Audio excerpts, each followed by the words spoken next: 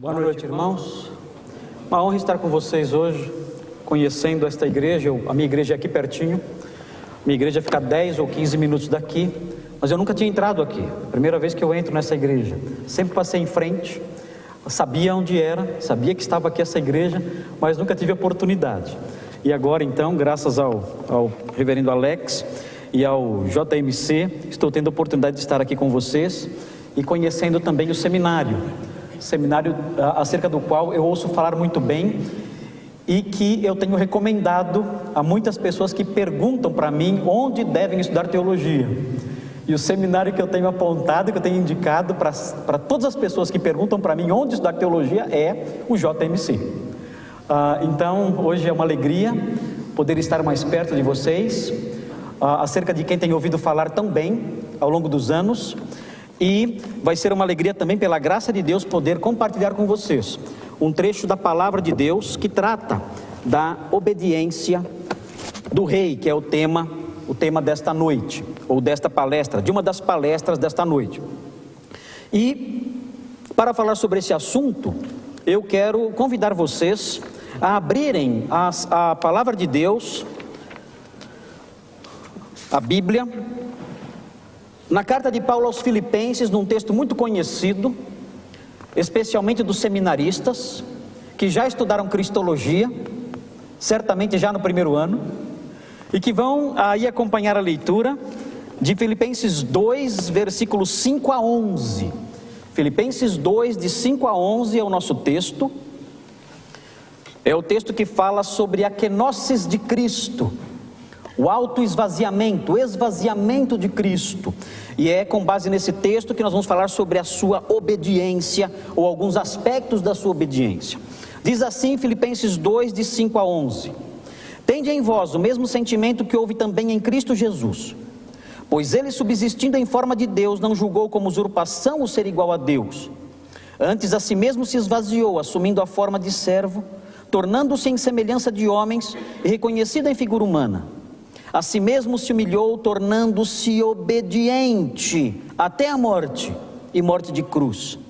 Pelo que também Deus o exaltou sobremaneira e lhe deu um nome que está acima de todo nome, para que ao nome de Jesus se dobre todo o joelho, nos céus, na terra e debaixo da terra, e toda língua confesse que Jesus Cristo é Senhor, para a glória de Deus Pai. Vamos suplicar que o Senhor nos abençoe enquanto estudamos esse texto. Senhor Deus, obrigado por sua palavra. Obrigado pela palestra que já ouvimos, obrigado pelos desafios que ela representou em nossa vida, que ela não fique apenas na nossa lembrança, mas que ela produza transformações no nosso caminhar com o Senhor.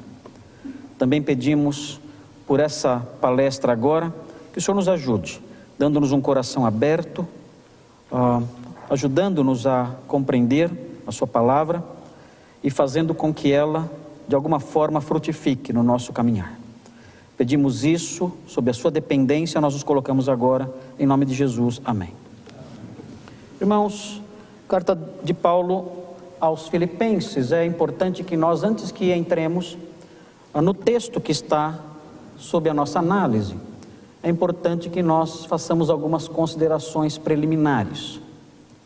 A cidade de Filipos, é importante conhecer alguns aspectos acerca da cidade de Filipos, para que os irmãos compreendam a relevância desse texto para a igreja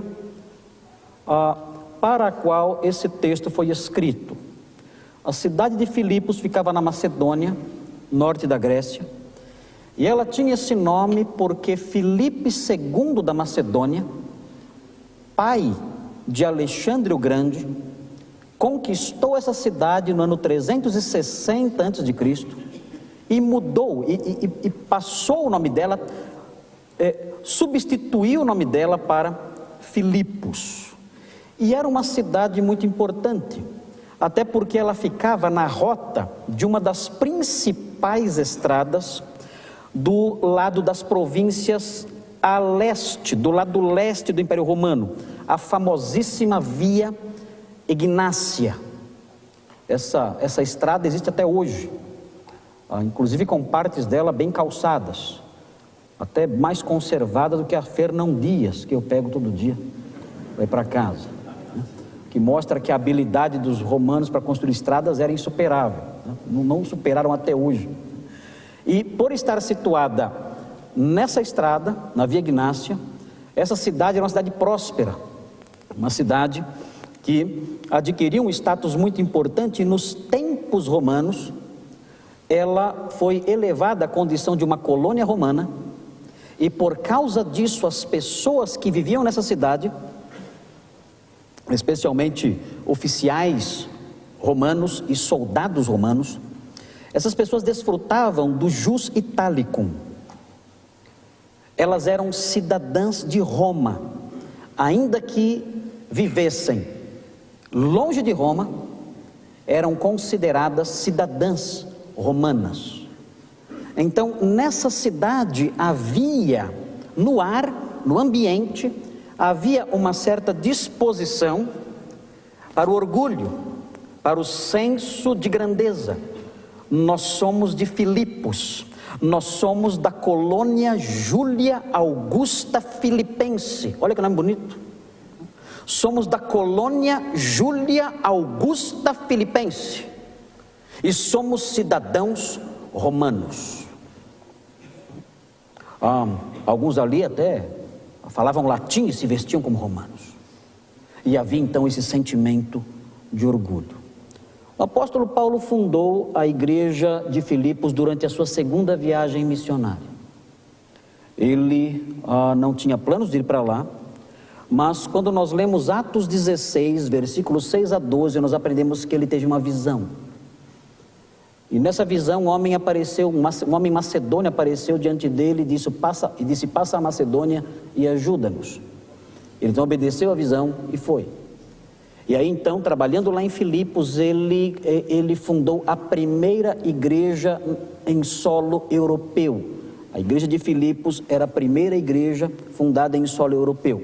Anos depois, por volta do ano 62 talvez, quando o apóstolo Paulo estava preso em sua primeira prisão em Roma, o apóstolo Paulo escreveu a carta aos Filipenses. Nós sabemos que o apóstolo Paulo estava preso porque ele menciona as suas algemas no capítulo 1, versículo 7, eu não vou ler agora.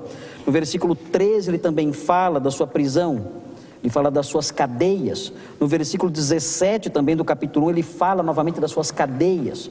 Então nós temos informações aqui no capítulo 1 de que ele estava preso, e muito provavelmente, ainda que existam outras teoria sobre prisão em Cesareia, em Éfeso, muito provavelmente ele estava preso em Roma, e escreveu então essa carta. Se ele estava preso em Roma, escreveu essa carta então por volta do ano 62, e ela foi escrita, irmãos, é interessante, porque a carta aos Filipenses foi escrita num tom de gratidão.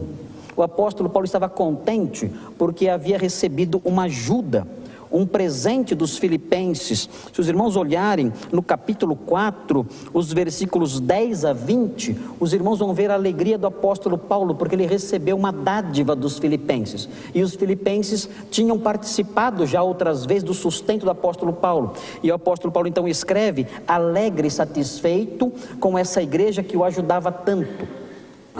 A carta aos Filipenses é uma das cartas do apóstolo Paulo que mantém um tom bastante sereno, alegre e amigável. A palavra alegria ou referências à alegria aparece diversas vezes em Filipenses, porque o apóstolo Paulo está bastante satisfeito com essa igreja. É uma carta que não tem tantas broncas. Tem algumas broncas, sim, claro, o apóstolo Paulo não ia perder essa oportunidade, né? Mas é uma carta light, é uma carta leve, é uma carta em que ele mostra a sua apreciação e a sua satisfação com aquela igreja, a igreja de Filipos. Mas, como eu mencionei, nem tudo é perfeito. Se vocês, seminaristas do José Manuel da Conceição, sonham com uma igreja perfeita, pode sair do seminário agora. Isso não vai acontecer, você nunca vai encontrar uma igreja perfeita aqui neste mundo. Se havia uma igreja que poderia se aproximar um pouquinho disso, talvez fosse a igreja de Filipos, quando comparamos com as outras igrejas do Novo Testamento. Mas a igreja de Filipos tinha problemas também. Quando nós olhamos, por exemplo, o versículo 1, 27, nós temos aí algum indício de que faltava unidade, um pouquinho de unidade na igreja. E por que faltava um pouquinho de unidade na igreja? Porque havia um problema básico na igreja, que era o orgulho que caracterizava o ambiente cultural de Filipos e que tinha penetrado na igreja. E esse orgulho então gerava essa falta de unidade. O versículo do capítulo 1, versículo 27, dá indícios disso. O próprio texto que está diante de nós, quando ele diz: tende em vós o mesmo sentimento que houve também em Cristo Jesus, ele dá indícios de que esse sentimento estava faltando na igreja de Filipos. E nós vemos nos versículos 1 a 4 do capítulo 2, a sua ênfase para que eles nada fizessem por partidarismo ou vanglória, mas sim por humildade, considerando cada um os outros superiores a si mesmo. Estou lendo 2:3. Versículo 4: não tenha cada um em vista o que é propriamente seu, senão também cada qual o que é dos outros. Isso tudo mostra que aqueles irmãos, eles viviam num ambiente também marcado pelo orgulho e por intrigas decorrentes desse próprio orgulho. É no capítulo 4:2 que nós temos uma alusão às conhecidas Evódia e Síntique, duas mulheres que não se davam bem. O texto diz no versículo 3:4:3: rogo a Evódia e rogo a Síntique, pensem concordemente no Senhor. Eram duas mulheres que brigavam. Hoje em dia as mulheres não brigam mais, mas naquela época, na época dos homens primitivos, as mulheres brigavam, tinham intrigas umas com as outras, não se davam bem nas igrejas, tinham problemas. Eram crentes de verdade. Evódia e Síntique eram mulheres crentes, sérias, dedicadas no trabalho, mas não se davam bem. Uma talvez não gostasse do penteado da outra, uma achava a outra metida, alguma coisa assim, essas coisas que as mulheres falam, enfim, mas havia falta de unidade na igreja de Filipos, ainda que fosse uma igreja excelente, e outros problemas também. Quando nós vemos o capítulo 3, versículo 2, nós aprendemos que a igreja estava sendo ameaçada por aquela doença, aquele mal que não larga a igreja nunca. A ameaça dos falsos mestres: acautelai-vos dos cães. Quem são os cães? São os falsos mestres, os cães. Uma alusão à sua impureza e ao seu perigo. Os cães, Calvino nas Institutas, no seu tempo também chama os falsos mestres de cães, e dizem que eles vivem a ladrar, a latir. Calvino era um pouco mais pesado do que o apóstolo Paulo. Paulo fala cautelai dos cães, ele fala que é cão, e ainda fala que late, é mais pesado ainda. E ele fala: acautelai-vos dos maus obreiros, acautelai-vos da falsa circuncisão. Havia o perigo dos falsos mestres rondando a igreja de Filipos.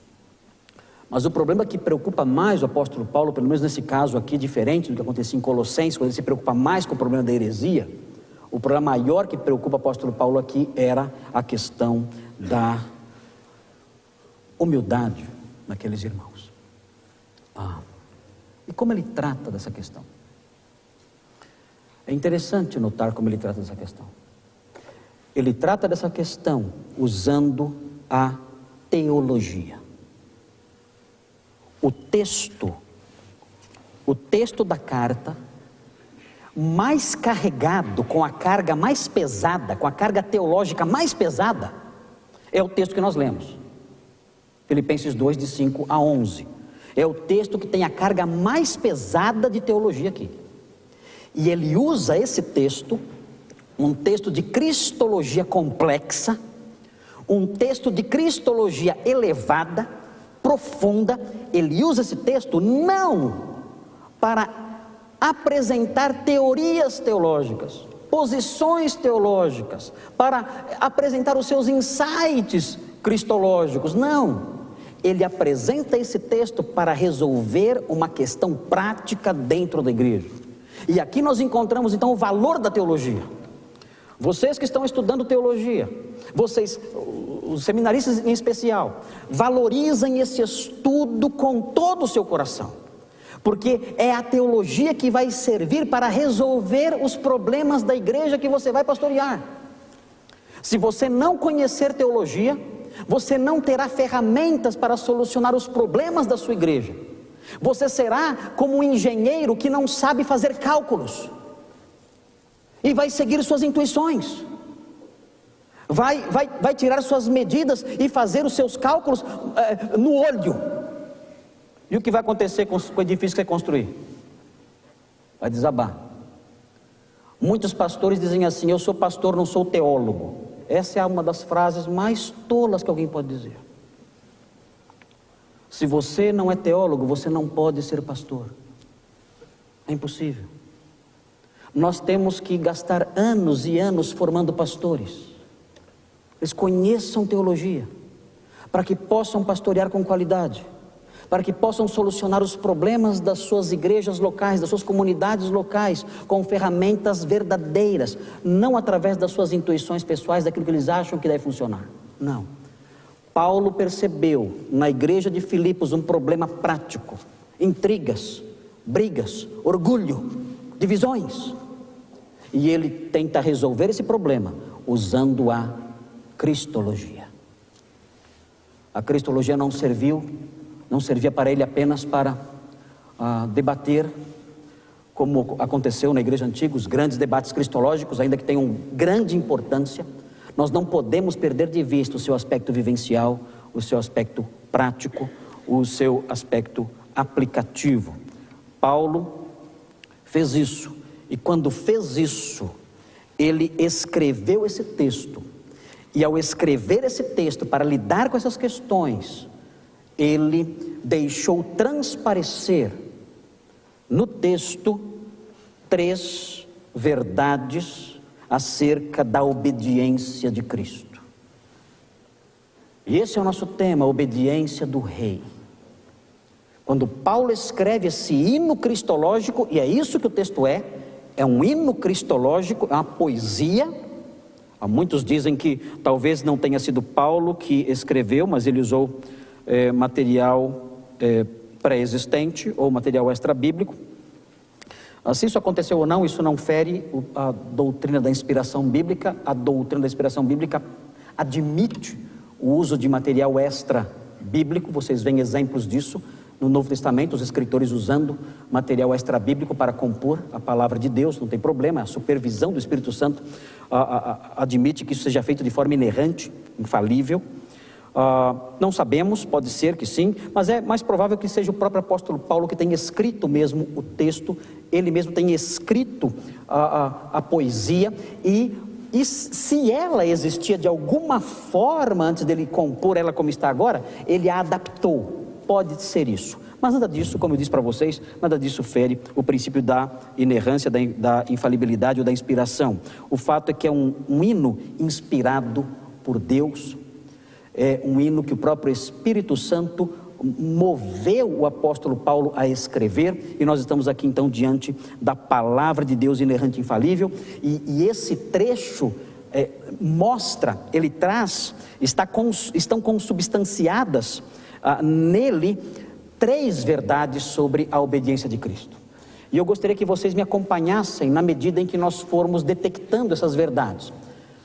Nós temos quantos minutos? 40 minutos? 30 minutos? Não sei. 35. Então o pastor vai puxar meu paletó. Quando bater 35, o pastor Alex puxa meu paletó aí. Vamos deixar o passar do tempo. Eu costumo falar na minha igreja 1h20. É o meu tempo. Meu tempo é 1h20. Hoje eu vou tentar reduzir bastante, mas eu consigo falar tudo em 35 minutos aqui. Vamos seguir em frente então. A primeira verdade que vocês devem acompanhar aí está consubstanciada nos versículos 5 e 6. Prestem atenção na primeira verdade, é a seguinte: a obediência humilde de Cristo foi precedida por uma disposição sacrificial. Vou repetir. A obediência humilde de Cristo foi precedida por uma disposição sacrificial. Prestem atenção no que diz o texto, observem. O texto diz assim: tende em vós o mesmo sentimento, o sentimento que houve em Cristo Jesus. Na realidade, essa tradução, traduzido aqui como sentimento, não expressa exatamente o que o texto está dizendo. O verbo fronel, que é usado aqui na forma froneite, eu posso falar assim para vocês, porque são seminaristas, vocês entendem o que eu estou falando. Esse verbo dá a ideia de disposição mental, pensamento. Ou seja, ele está dizendo, tende em vós a mesma disposição mental que houve em Cristo. Ou seja, o Senhor Jesus, antes de obedecer, antes que houvesse obediência da parte dele, e falaremos mais dessa obediência na sequência do texto, antes que ele colocasse a sua obediência em prática, houve nele, dentro dele, uma disposição mental favorável a se sacrificar, a se dar. A obediência humilde de Cristo foi precedida por essa disposição mental de se sacrificar. Há outros tipos de obediência. Os pais que estão presentes em casa sabem que nem toda obediência ela é acompanhada de uma disposição mental favorável. Os filhos obedecem, mas obedecem de má vontade.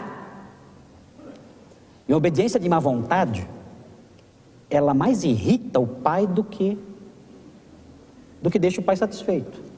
O pai até fala, quer saber? Deixa que eu faço, vai embora. Esse tipo de obediência, ainda que surta algum fruto, ainda que tenha algum resultado, é na realidade uma obediência que ofende, é obediência ofensiva. Ela não é acompanhada de uma disposição de coração.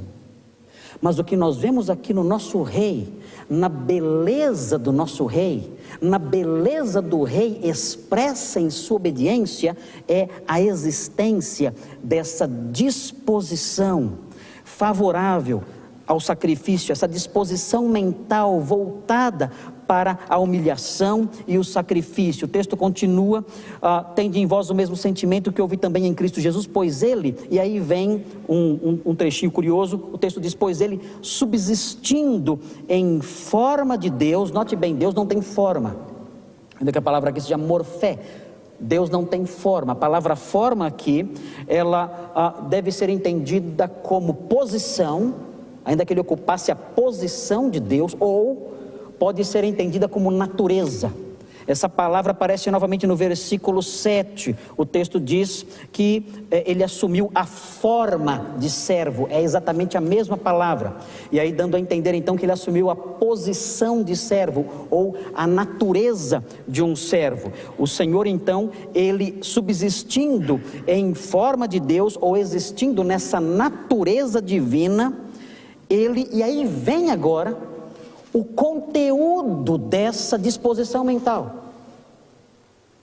O que havia na sua mente que o levou a obedecer?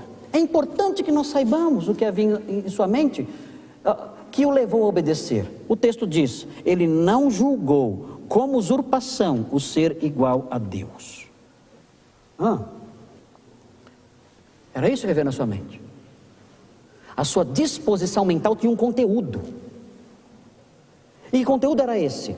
Ele não julgou por usurpação ser igual a Deus. Essa tradução da Revista Atualizada, ela não deixa as coisas muito claras para nós. O que significa isso? Não julgou como usurpação. Na realidade, o significado disso é o seguinte: ele não julgou que ser igual a Deus era algo a que ele devia se apegar para seu próprio benefício. Vejam a sua disposição mental prévia. Ele não julgou que deveria se apegar à sua posição divina, se apegar a isso para extrair disso benefício próprio. Essa é a disposição mental que precedeu a obediência do rei. Veja o 2,4, como isso tem que estar presente para que haja paz na igreja. O texto diz, não tenha cada um em vista o que é propriamente seu. Veja, não se apegue àquilo que você considera seu privilégio. É a atitude que teve Cristo, ele não se apegou à sua posição de glória divina. Ele não fez isso. E o texto diz, imite o Senhor Jesus, tenha isso como padrão. É isso que precede a obediência, é isso que leva um homem à obediência. Essa disposição de não se apegar àquilo que é privilégio seu. Você vê um exemplo disso no capítulo 2 ainda, nos versículos 19 a 21. Veja o que diz o texto, acompanhem na sua Bíblia. É um pastor aqui, é o exemplo de um pastor, o pastor Timóteo. Veja o que ele faz. Paulo diz assim: espero porém no Senhor Jesus mandar-vos Timóteo o mais breve possível, a fim de que eu me sinta animado também, tendo conhecimento da vossa situação, porque a ninguém tenho de igual sentimento. Aqui não é a palavra sentimento que está em 2:5 não, aqui é outra palavra, é a palavra isopsion, é outra palavra grega, não é a palavra que está lá. Porque a ninguém tenho de igual sentimento, que sinceramente cuide dos vossos interesses. Vejam, Timóteo, ele tinha essa disposição mental de cuidar dos interesses dos outros, se desapegar dos seus privilégios. Aí o apóstolo Paulo mostra o contraste de Timóteo com outros mestres. Ele diz: pois todos eles, os mestres falsos, buscam o que é seu próprio e não o que é de Cristo Jesus. Ele mostra aqui o exemplo de alguém que tinha essa disposição como a de Cristo, de não se apegar aos seus privilégios. E essa disposição mental, ela antecede a obediência. Sem essa disposição mental, não há obediência. O Senhor Jesus teve essa disposição mental, não se apegar à glória, aos privilégios, à grandeza da qual ele podia desfrutar. Não se apegou a isso, se humilhou, abriu mão disso, e então foi obediente. O Senhor ordena que nós, cristãos, cuidemos uns dos outros, visitemos os enfermos, abramos mão de alguns privilégios que temos, do nosso tempo, do nosso lazer, do nosso dinheiro, para realizarmos algumas funções que devem honrá-lo, que servem para honrá-lo. Mas muitas vezes nós temos uma disposição mental que passa longe do desejo de sacrificar-se. E porque temos essa disposição mental diferente dessa do Senhor, nós não obedecemos. Sem essa disposição mental, não há obediência. E o Senhor mostrou a beleza da sua obediência ao revelar essa disposição mental de não se apegar aos seus privilégios. Uma vez uma senhora me telefonou para reclamar da igreja. Ela disse assim para mim: pastor, estou muito triste com as senhoras da igreja. Por quê? As senhoras são tão boazinhas. Porque eu fiquei doente e nenhuma veio me visitar. Nenhuma. E eu também não tinha ido. Pior era isso, né? Pior era isso. Fazia um café ruim para chuchu, eu falei: não vou lá não, estou fora. Enfim, eu lamento muito. Eu ouvi o choro dela, a lamentação dela. Aí no final da conversa eu perguntei para ela o seguinte: irmã, faz quantos anos que a senhora é membro da nossa igreja? Ela disse: uns 10 anos, né, pastor? Eu disse: e quantos irmãos doentes a senhora visitou nesses 10 anos? Tu.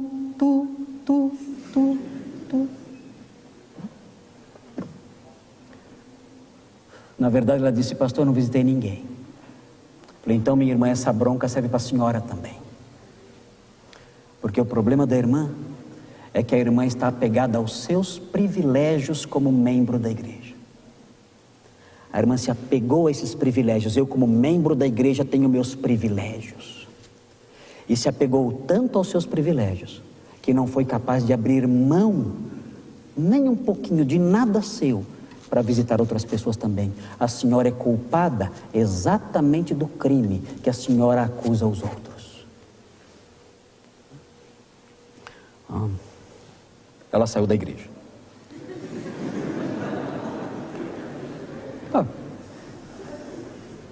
Fazer o quê? Não consigo agradar todo mundo. Ok. Essa é a primeira verdade. Versículos 5 e 6. A obediência humilde de Cristo foi precedida por uma disposição sacrificial. Cristo, na sua mente, não julgou que os seus privilégios divinos era algo a que ele deveria se apegar. Mas a segunda verdade, acompanhe aí, anote aí. A segunda verdade está consubstanciada nos versículos 7 e 8. Acompanhe aí na sua Bíblia. E os versículos 7 e 8 dão ensejo a que nós pronunciemos a seguinte verdade: a obediência humilde de Cristo foi manifesta numa humilhação extrema. A obediência humilde de Cristo foi manifesta numa humilhação extrema. Vamos caminhar.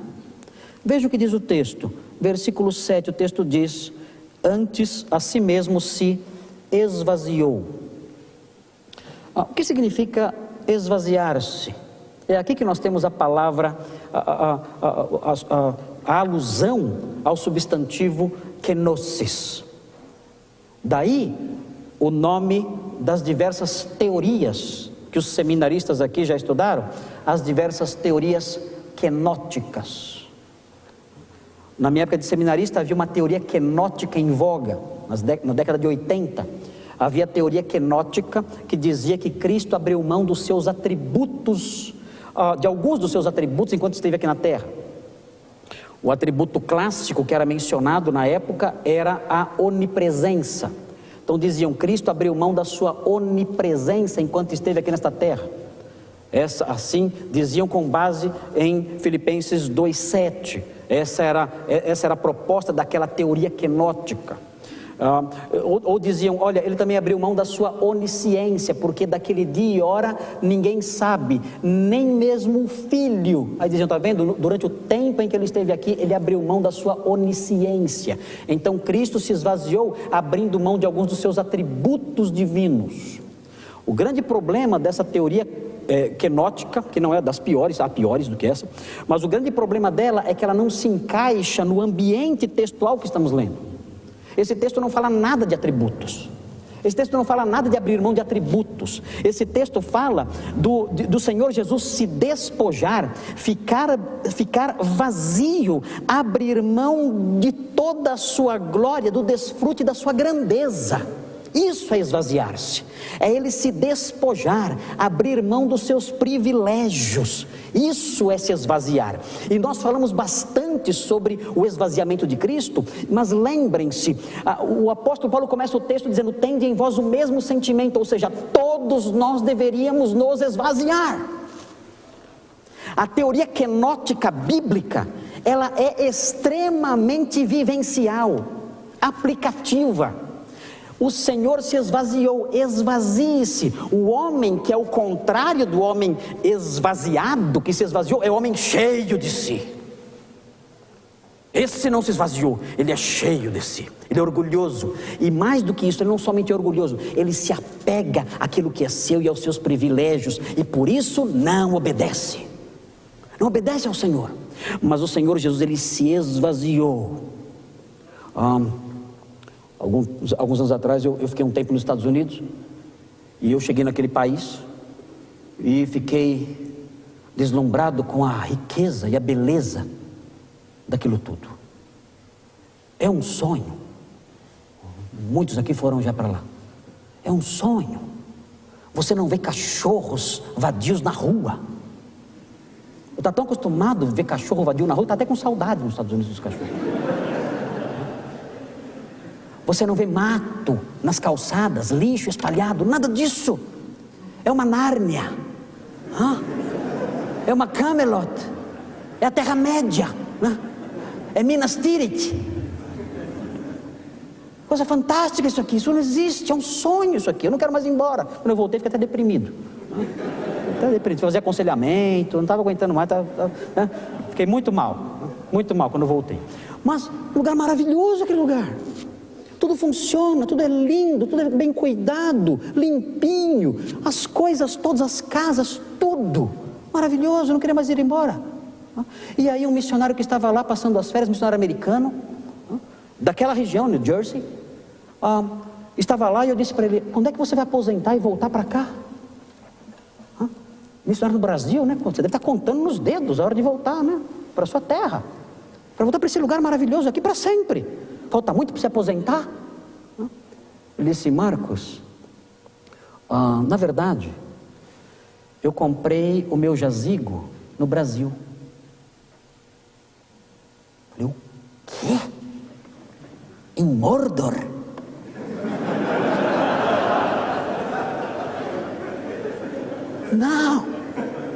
Não pode ser verdade isso. O que você fez? Verdade. Eu comprei o meu jazigo no Brasil. Isso aqui eu abandonei, deixei tudo isso aqui para trás. Lá no Brasil, eu comprei meu túmulo. Eu falei: só falta ser em Brasília. Aí é se esvaziar muito, né? Mas notem, esse missionário, ele deu um exemplo de autoesvaziamento. Ele abriu mão dos seus privilégios para servir ao seu Senhor, para obedecê-lo. Ele se esvaziou. Como foi que o Senhor se esvaziou? O texto vai explicar como o Senhor se esvaziou. E na sequência ele diz: a si mesmo se esvaziou, assumindo a forma de servo. Veja a palavra forma novamente. Ele assumiu a posição e a natureza de um escravo. Ele desceu da glória, do trono, do governo do universo, e assumiu a posição e a natureza de um escravo judeu. E o texto prossegue: ele tornou-se em semelhança de homens. Seminaristas, por favor, fiquem atentos para essas pegadinhas, né? Isso cai na prova. Quando fala semelhança de homens, pode sugerir a ideia de docetismo. Vocês sabem, seminaristas, o que é o docetismo, hein? Aqueles teólogos que comiam muito doce, eram todos diabéticos. Certo? Não. Os docetistas, eles se apegavam, eles tinham esse nome por causa do verbo dokel, aparentar. E eles se apegavam à ideia de que Cristo tinha apenas uma aparência humana, era uma espécie de fantasma. Só parecia ser humano, especialmente no aspecto físico, corpóreo, mas não tinha um corpo físico de fato, não era humano de fato. Daí a palavra docetismo. Isso aflorou nos dias do Novo Testamento e cresceu bastante no segundo século. Na França, no século II, existiam mais de 800 seitas que propunham ideias docéticas, que ficaram conhecidas como o gnosticismo mais desenvolvido no século II. Mas esse texto pode sugerir a ideia de que ele tinha apenas uma semelhança humana. Mas a palavra homoiomati, que aparece aqui, aponta para o fato dele ser exatamente igual aos homens. Não há docetismo aqui. E para fortalecer a ideia antidocética do texto, o versículo 7 conclui dizendo: e reconhecido em figura humana. A palavra figura é a palavra esquema, que se refere à forma física. O Senhor Jesus assumiu uma forma física humana. Ele foi verdadeiramente humano. Isso significa, no caso do Senhor, se esvaziar. Abriu mão dos seus privilégios, da sua grandeza, da sua glória, e desceu aqui, não como homem comum, mas como um escravo. E ele então, diz o versículo 8, se humilhou. Paulo continua explicando o que é esvaziar-se. Veja o que é esvaziar-se. Ele então se humilha, tornando-se obediente. E aqui chegamos no elemento central. O Senhor se torna obediente. A obediência como sendo um dos fatores centrais no autoesvaziamento. Se você quiser se autoesvaziar, como Paulo ensina, não basta ser humilde. tem que ter uma obediência humilde e uma humildade obediente. E vejam a sequência. Agora, quando nós chegamos no versículo 8, nós nos deparamos com uma escada. É uma escadinha de 3 degraus. Uma escadinha de 3 degraus que desce. Degraus que descem. Vejam a sequência da descida. Na realidade, a descida já começou no versículo 7. Ele se esvaziou, se fez servo. Vem o versículo 8, então diz: a si mesmo se humilhou. E se humilhou como? Aprendemos no versículo 7, ele se fez homem e servo. Servo e homem. E aí ele vai descer mais, tornando-se obediente até a morte. Desceu um degrau a mais, afundou mais na sua humilhação. E aí o versículo prossegue e diz: e morte de cruz, desce mais ainda na sua humilhação. Porque a morte de cruz era a morte mais humilhante, degradante que alguém poderia experimentar. Quando nós lemos os evangelhos, e fazemos isso atentamente como pregadores, observando os detalhes do texto, e nos apegando a esses detalhes, um dos aspectos que nos chama a atenção, e os pastores e seminaristas que estão aqui sabem disso, um dos aspectos que nos chama a atenção, que nos intriga num primeiro momento, é a ausência de detalhes acerca da execução da crucificação. A execução do Senhor. Não há muitos detalhes. O texto diz que ele foi crucificado. E aí começa a falar de coisas ao redor ali da cruz, eventos que aconteceram ao redor ali da cruz. Não dá detalhes da execução. Por que isso acontece? Os escritores antigos eram extremamente lacônicos quando tratavam da crucificação. Por quê? Muito simples. A crucificação era uma morte tão degradante e horrenda que as pessoas não gostavam de falar dela. Se alguma família tivesse um membro dela que tivesse sido crucificado, elas evitavam dizer isso. Elas diziam: olha, ele morreu, ele foi executado pelos romanos, mas evitavam dizer: ele foi crucificado. Tamanha a vergonha e o horror dessa morte. Eu poderia descrevê-la em alguns detalhes, mas isso não seria muito elegante aqui, e também o tempo não permitiria. Se você quiser ter uma noção do que era uma crucificação, entre no site da nossa igreja, www.igrejaredenção.org.br, e procure a palestra A Crucificação de Cristo, do médico, cientista e evangelista Leandro Boer. Ele vai dar detalhes da crucificação, e você vai ver o que ela é. Mas as pessoas naqueles dias evitavam até mesmo falar a palavra crucificação. Tamanho horror que ela evocava. Lembra um pouquinho o modo como os nossos pais, os nossos avós, se referiam ao câncer. Na minha época de criança, que não faz tanto tempo assim, a minha mãe, ela não falava a palavra câncer. Ela falava: tal pessoa está com uma doença feia. Ela está com uma doença ruim. Ela não dizia a palavra câncer, porque essa palavra causava certa repugnância nas pessoas.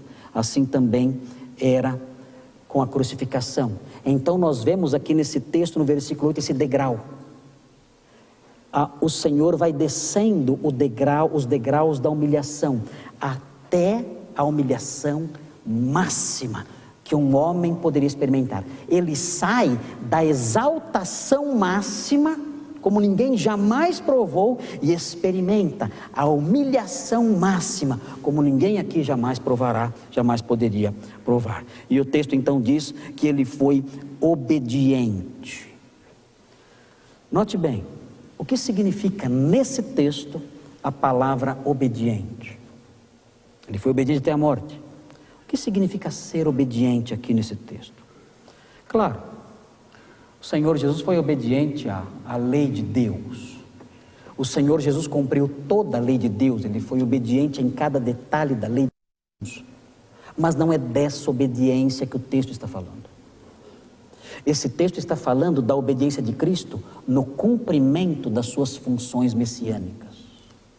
Atentos para isso. Cristo foi obediente no cumprimento de suas funções messiânicas. E ele foi obediente até a morte, porque entre as suas funções messiânicas estava a tarefa de dar a sua vida como propiciação pelo pecado.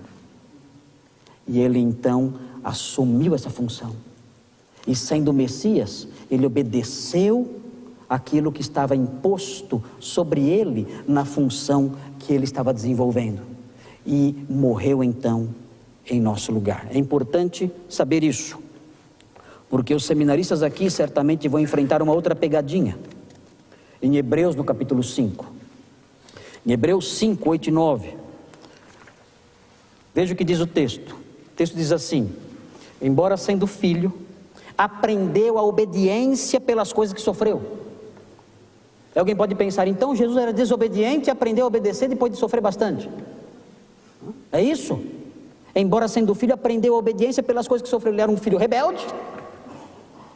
Mas, como já diz a Bíblia, quem não vem por amor, vem pela dor. Não, a Bíblia não diz isso? Não, né? Dizem que diz. Mas ele sofreu e aprendeu a obediência. E aí então, os seminaristas ficam com o cabelo em pé na hora das provas, por causa de texto como esse aqui. Mais uma vez, esse texto aqui de Hebreus 8, assim como o texto de Filipenses, fala do crescimento de Cristo no cumprimento de suas funções messiânicas. Essa é a obediência de que fala aqui. Cristo cresceu no cumprimento de suas funções messiânicas. Aprender a obediência significa que ele teve uma experiência vivencial de ir cumprindo seus deveres como Messias, até o ponto de completar essa tarefa e ser o Messias perfeito do ponto de vista funcional. É isso que significa esse texto, versículos 8 e 9 do capítulo 5. O Senhor fez isso, foi obediente na realização das suas funções. E nós vemos esse mesmo exemplo no versículo 30. Um pastor que realizou a mesma coisa. Vejam o versículo 30, falando sobre Epafrodito, que era pastor em Filipos. O texto diz: visto que por causa da obra de Cristo, Epafrodito chegou às portas da morte. Vejam, obediência no cumprimento das suas funções, uma obediência que o leva até as portas da morte, e se dispor a dar a própria vida para suprir a vossa carência de socorro para comigo. Um pastor que imitou Cristo, sendo obediente não só aos aspectos morais da palavra de Deus, mas sendo obediente àquilo que diz respeito ao seu chamado ministerial. O trabalho pastoral, seminaristas queridos, muitas vezes envolve tarefas que temos que obedecer como pastores. O Senhor nos deu para realizá-las, deveres que envolvem humilhação. Quando nós pastores vamos a um hospital visitar um doente, muitos médicos e enfermeiras nos tratam como pessoas que estão ali atrapalhando, realizando um trabalho inútil. E nós sentimos o desprezo, a zombaria velada, a irritação de pessoas que olham para nós como que dizendo: vocês estão aqui nos atrapalhando, nós estamos fazendo um trabalho útil e vocês estão aqui realizando trabalhos inúteis, fazendo a gente perder tempo. Nós percebemos o desprezo e a humilhação quando realizamos os nossos trabalhos. Você, seminarista, está disposto a ser obediente à obediência ministerial, assim como o Senhor, e ser obediente ao ponto de ser humilhado? O Senhor Jesus foi obediente no seu ministério, no cumprimento das suas funções messiânicas, e foi humilhado porque foi obediente até a morte. Muitas vezes, quando cumprimos nossas funções pastorais dentro da igreja, somos humilhados pelas nossas próprias ovelhas. Quando temos que admoestá-las, discipliná-las, somos humilhados e desprezados por elas, porque cumprimos a nossa função. Muitos pastores covardes deixam de cumprir a sua função para não serem humilhados e desprezados. E se essa é a disposição que há no seu coração de fugir da humilhação e do desprezo, no cumprimento de suas funções, saia do seminário, você está no lugar errado. O pastorado é para homens corajosos, para homens que cumprem a sua função, mesmo que isso tenha um preço alto, o preço da humilhação. Alguns anos atrás, poucos anos atrás, recebi a notícia através de um pastor coreano, amigo meu, pastor que nasceu na Coreia do Norte, diferente da Coreia do Sul, que é onde o evangelho é conhecido. A Coreia do Norte o evangelho é proibido. E ele falou, ele é da Coreia do Norte, ele recebeu a notícia de que uma empreiteira estatal, claro, tinha que ser estatal, abrindo uma estrada, encontrou, enquanto abria um túnel, encontrou uma igreja subterrânea. E imediatamente os funcionários tiveram que comunicar às autoridades. E o pastor foi preso. O pastor foi preso no cumprimento dos seus deveres, em meio à sua obediência ministerial. E a ordem das autoridades foi a seguinte: passem sobre ele com o rolo compressor. E foi assim que ele morreu, esmagado. É dessa obediência que Paulo fala aqui. É a obediência ministerial, de alguém que vem e cumpre as suas funções, mesmo quando isso tem um custo elevado. E finalmente, pastor, quantos minutos? Já acabou. Mais um minuto? Mais um minuto. Não vou chegar a 1h20. A obediência humilde de Cristo foi galardoada com exaltação. Eu gosto mais dessa parte. A obediência humilde de Cristo foi galardoada com exaltação. Os versículos 9 a 11 mostram isso. Pelo que também Deus o exaltou sobremaneira e lhe deu o nome que está acima de todo nome. Alguns dizem que esse texto de Filipenses é um texto em V. Como assim um texto em V? Por quê? Alguns já acertaram já. Eu vi você fazendo o gesto aí. É o texto em V. O texto desce e depois sobe. J.H. Merle d'Aubigné, um grande historiador da Reforma Protestante, disse que a trajetória da igreja deve ser semelhante à trajetória do seu Senhor. Da manjedoura para a cruz. Da cruz para a coroa. O evangelho moderno fala da manjedoura para a coroa. Mas esse não é o processo de Deus, de glorificação. É da manjedoura para a cruz. E da cruz para a coroa. O Senhor galardoa com exaltação o seu servo que é obediente. Claro que todo crente vai para o céu. Nós cremos na preservação e na perseverança dos santos. Somos calvinistas? Amém? Amém. E não somos pentecostais. Se fôssemos, o grito seria mais forte.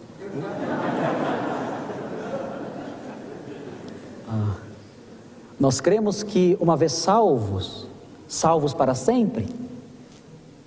Mas nós cremos também que o Senhor irá exaltar o seu servo que lhe obedeceu com humildade e com desprendimento.